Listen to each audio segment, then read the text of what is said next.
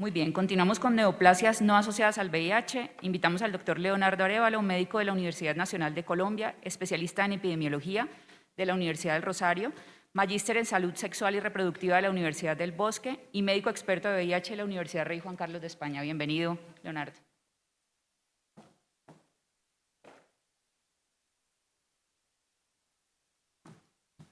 Bueno, muchas gracias, doctora Claudia. Pues es un gusto estar aquí con todos ustedes. Sé que lo han escuchado muchas veces durante el día y va a ser durante la semana. Esta celebración que tenemos de poder encontrarnos. Yo estaba muy a la expectativa de cómo me iba a sentir y ahora recuerdo ese sentimiento de ver tantos ojos enfocados sobre lo que voy a decir o lo que no voy a decir, que vamos a ver cómo siempre sale todo esto. Prometo ser muy concreto. Mi estímulo para ustedes es que después de esta charla viene el almuerzo, ¿vale? Entonces, bueno. Agradecer al, ya, no, esperen. Agradecer al comité organizador, al comité científico por poner este tema en el marco del curso para médicos de expertos en VIH. No es un tema que esté de moda, no es cardiovascular, dislipidemia, efectos adversos, el aumento de peso, pero es uno de los aspectos que van a tener nuestros pacientes que lidiar durante los siguientes años y vamos a ver por qué.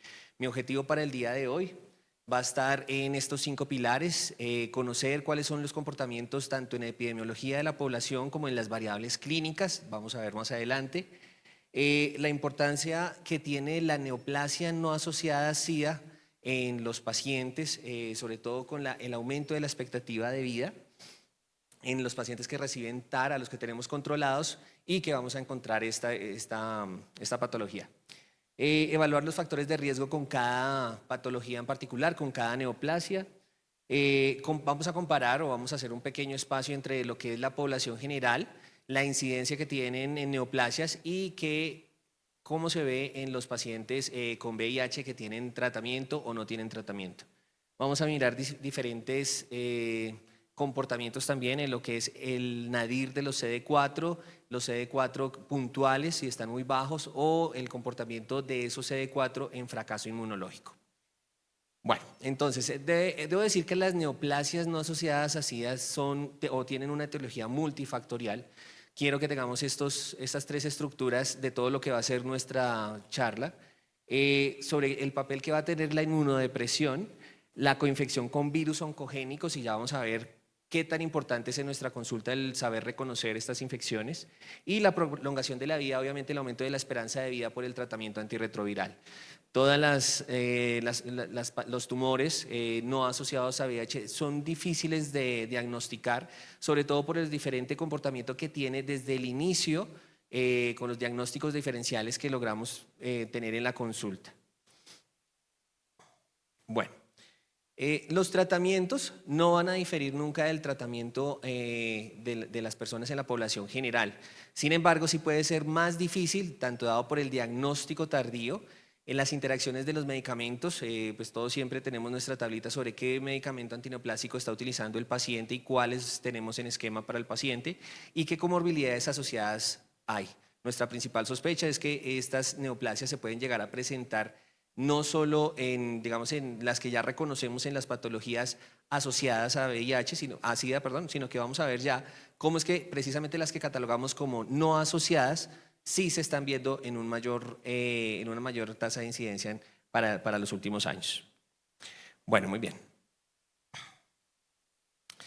¿Qué factores tenemos? Que estas patologías se están presentando mucho en lo que son pacientes jóvenes, las presentaciones atípicas, estas presentaciones atípicas que de todas maneras reconocemos como grandes masas tumorales.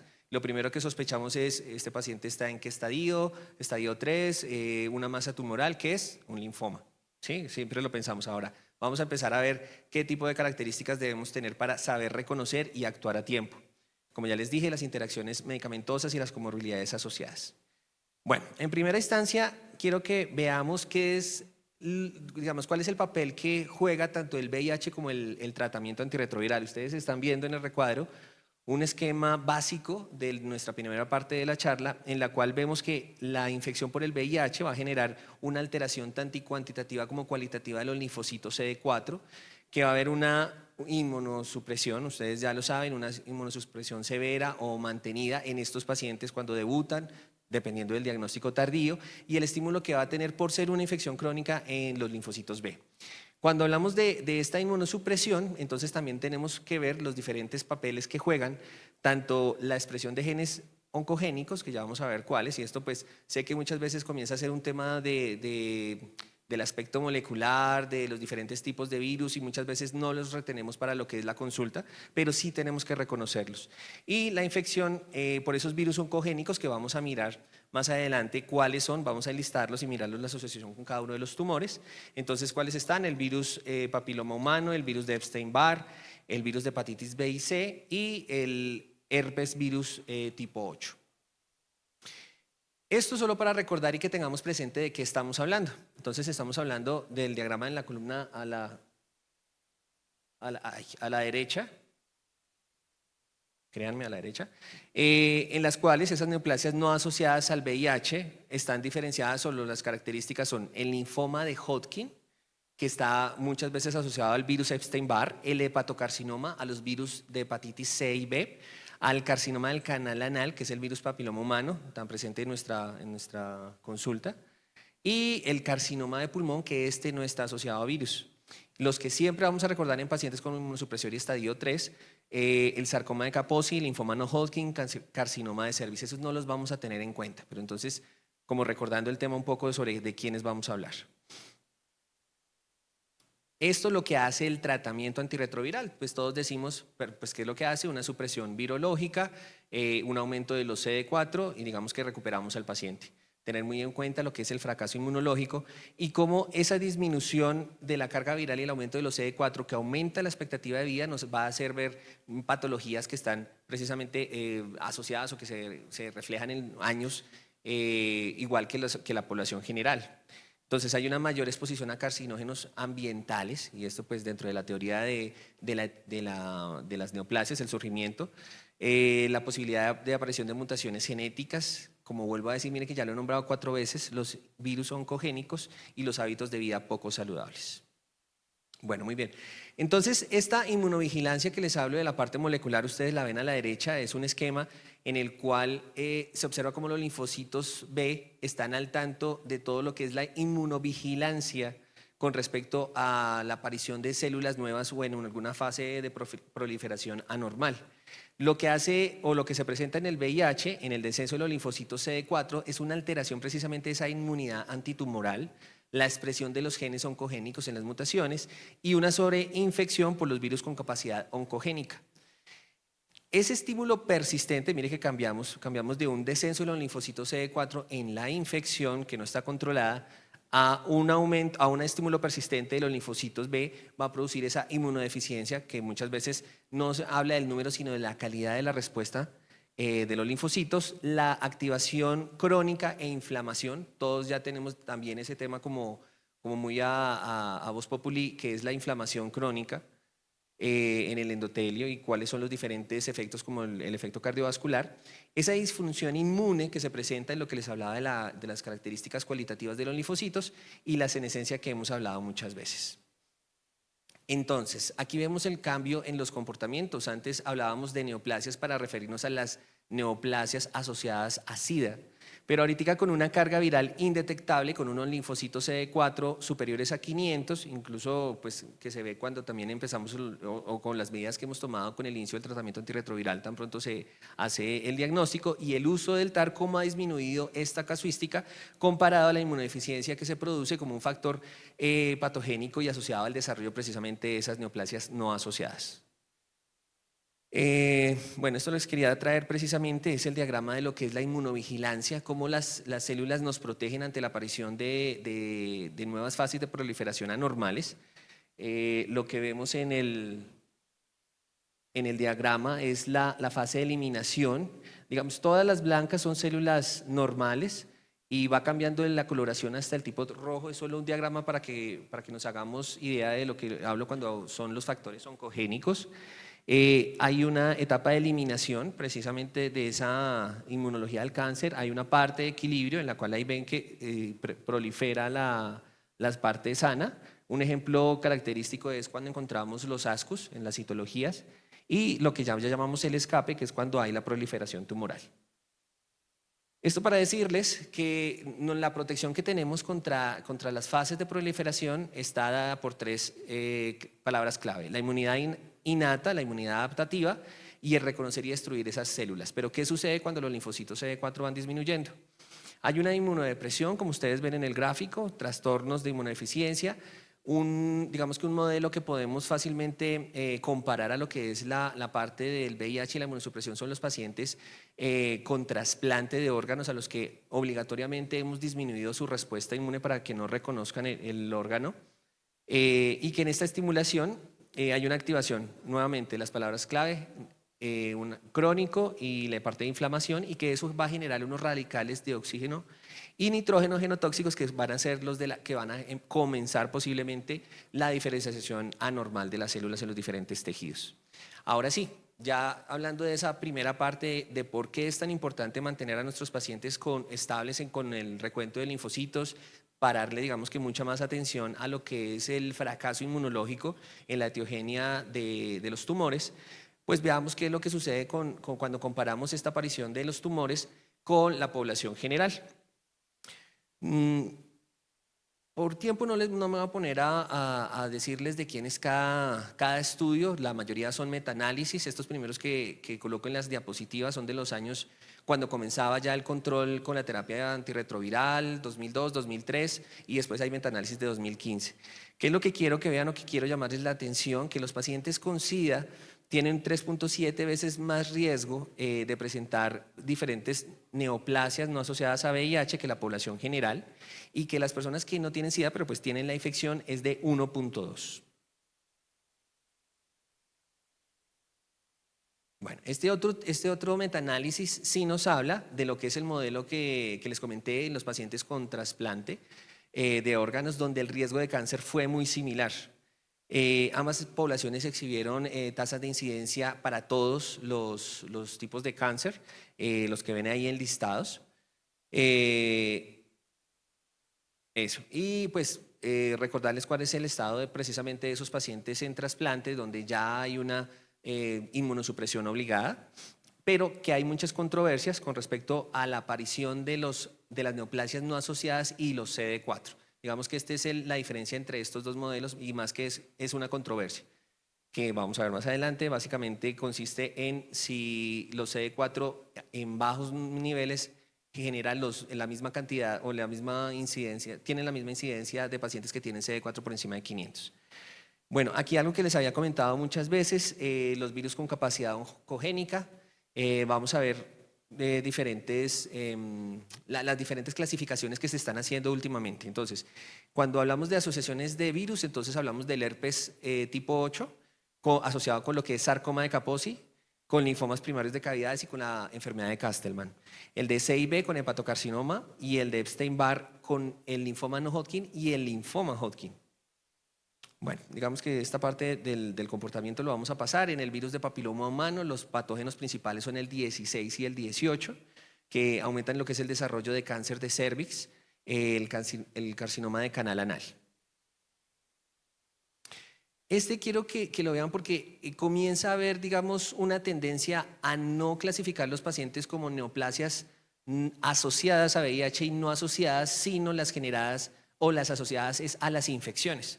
Entonces, en este metaanálisis de Shepard, en este estudio, lo que hicieron fue comenzar a dividir las neoplasias por la infección, y entonces hicieron la cuantificación, sí se podía hacer, digamos, la clasificación con todos los que le acabo de nombrar, y lo que causaba cada uno. Miren que el papiloma, todo lo que puede generar, lo hemos escuchado muchas veces, pero realmente tiene una gran estadística, una gran casuística dentro de lo que son el tema de las neoplasias no asociadas, y al final estaban las no asociadas a infecciones. Entonces, ¿cuáles eran?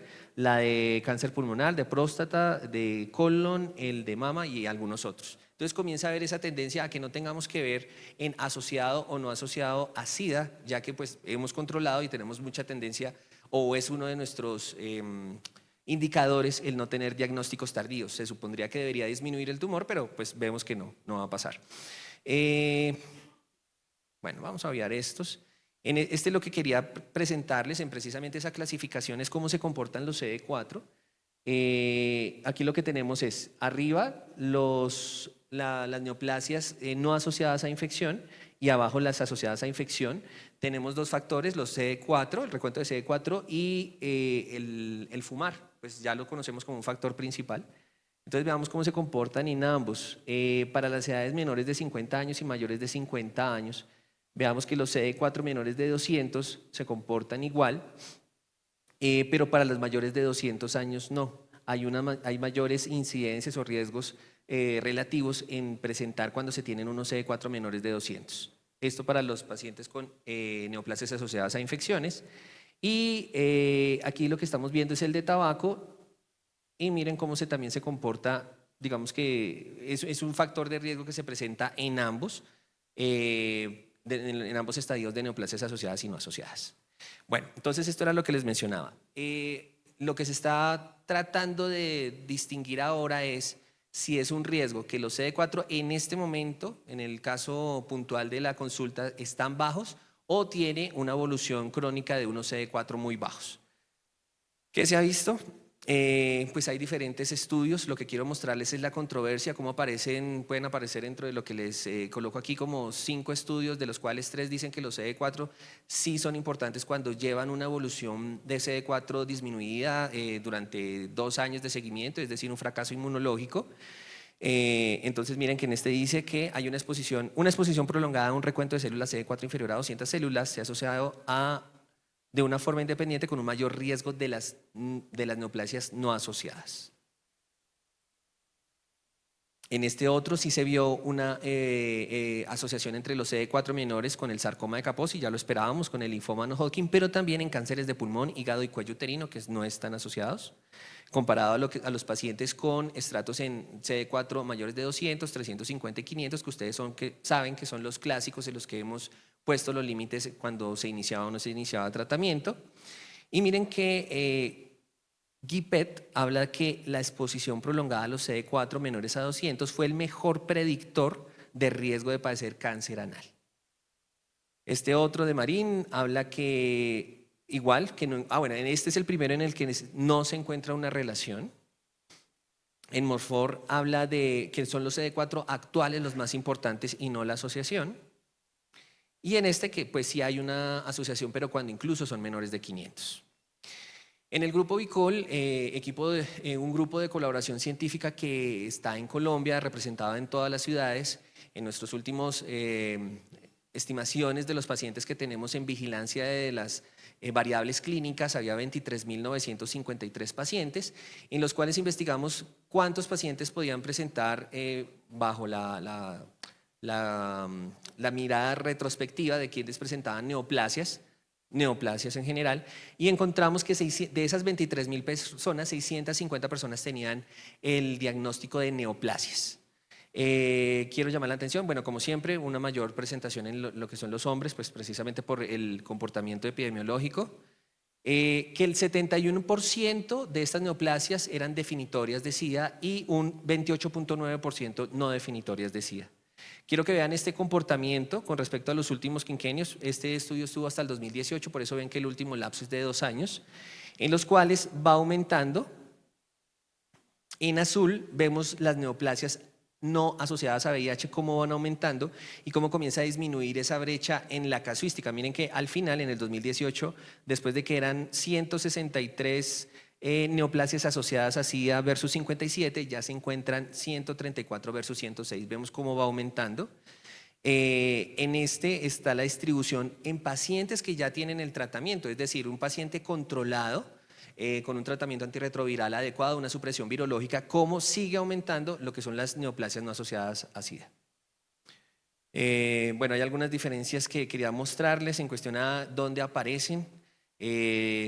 Dentro del estudio tenemos precisamente también la estratificación o clasificación que les mencionaba hace unos momentos acerca de las neoplasias no asociadas y su asociación con infecciones virales. Entonces ahí está, lo vamos a tener pues en algún momento lo podemos exponer a profundidad. Esto con los CD4 cuando están menos de 200, miren que en el diagrama de la derecha Los CD4 donde más se presenta es cuando tienen los CD4 menores a 100. Claro que no los tenemos asociados en esta gráfica como no asociados sino asociados.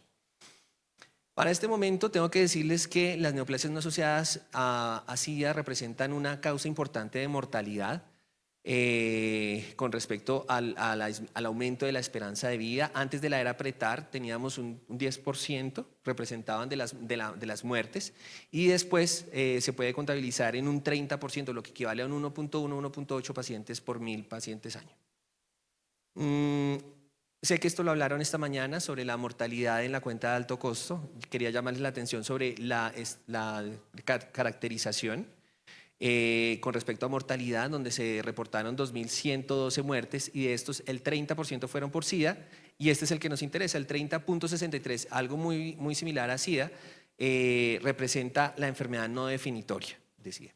Un 30.4 con su causa externa, el infarto, y todas las asociadas, los eventos coronarios. Bueno,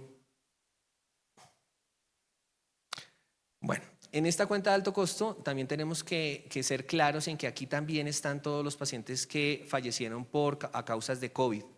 Entonces digamos que ese 30% no puedo yo decir que todos son neoplasias, no está diferenciado en esta cuenta de alto costo y lo tendremos para más adelante en cuenta.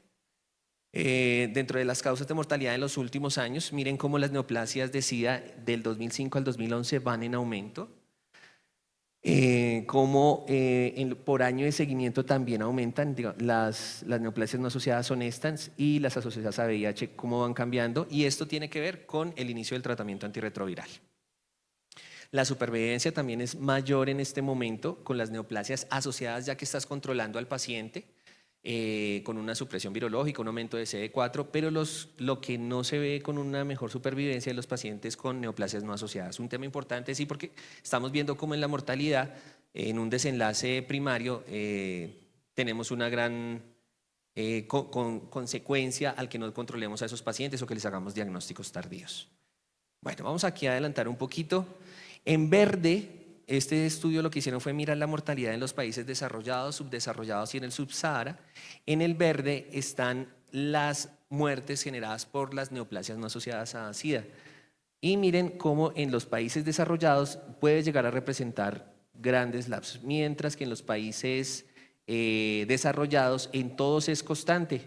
Puede tener intervalos de confianza cortos, que veríamos en esto, no es la representación del intervalo de confianza, pero miren cómo ya en un paciente controlado con la mejor tecnología comienzan a haber un advenimiento de estas patologías mucho más fuerte. Bueno, vamos a pasar esta parte, yo les prometí que iba a ser concreto. En la población general, estos son los principales tumores: tumor de mama, tumor de próstata, tumor de colon. Digamos que estos casos, estas neoplasias, que son las más importantes en la población general, no tienen una mayor incidencia en los pacientes con SIDA.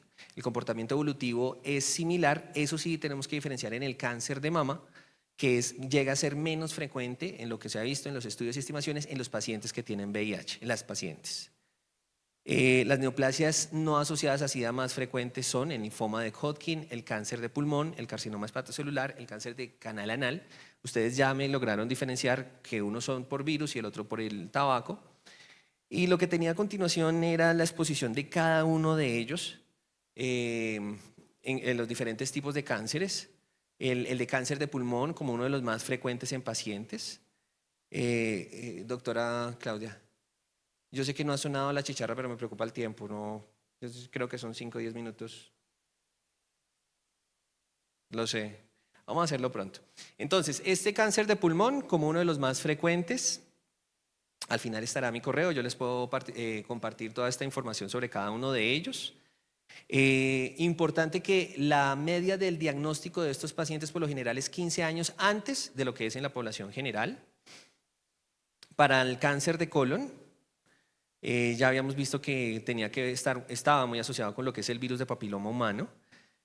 Cómo se aumenta esta patología en metaanálisis que tienen incluso 1.660 casos de cáncer de colon. El pronóstico como no es bueno. El carcinoma hepatocelular asociado con hepatitis B y C. Bueno, vamos a verlo. En estos pacientes también muy necesario estar vigilándolos, sobre todo pacientes con cirrosis, aquellos que no han logrado el control. Claro que con el tratamiento antiviral directo esto debería disminuir. Unas palabras sobre, pues digamos, sobre el enfoque del curso, que son cuáles son las manifestaciones de estos pacientes con dolores en hipocondrio con un 95%, la anorexia, la pérdida de peso, fiebres de origen desconocido y la hepatomegalia y ascitis que se llega a presentar en el examen físico. El linfoma de Hodgkin, que es más frecuente en pacientes con VIH que en la población general, no asociado al fracaso inmunológico, no se presenta con inmunosupresión severa, los más frecuentes son los 3 y 4 dentro de la clasificación. Es muy importante tener en cuenta que la norma en estos pacientes es el compromiso extraganglionar del 50 al 100%. Y que la afectación mediastínica es menor en estos, que es del 25%, cuando en la población general es al contrario. Bueno. Y como conclusiones de esta parte,